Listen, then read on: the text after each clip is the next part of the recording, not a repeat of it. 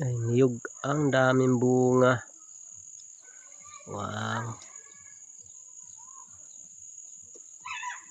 Daming bunga ng niyog. Ito yung kalamansi. Ayan, naghihinugan lang yung bunga.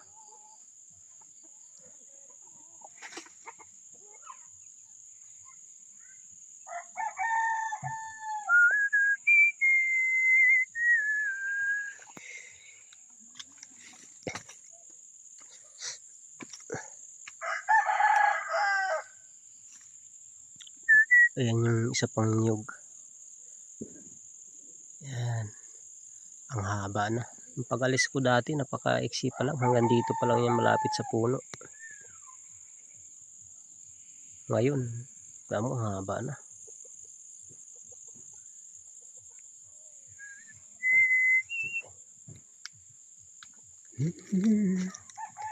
Kakao.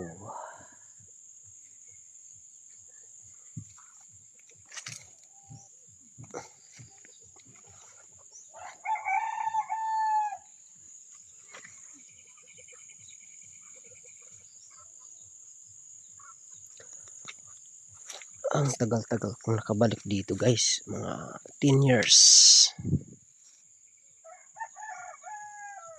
Ang pinaka nakakalungkot lang sa pag nalayo ka sa mga magulang mo, minsan pag mahirap ang buhay ay talagang hindi ka makakabisita dito sa probinsya. Ayan. Dati ako pa nagtatrabaho nito sa lupa na ito. Lagi ako nag-aararo, ako yung nagtatanim ng mais. Ayan.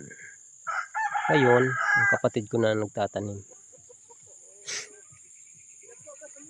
Nakabalik nga ako dito pero hindi maganda ang nangyari. Dahil nakabalik lang ako, napatay yung papa ko. After 10 years na nagtatrabaho ako sa Maynila, doon na rin nagkapamilya. Yan. So nakakalungkot ang buhay natin pagka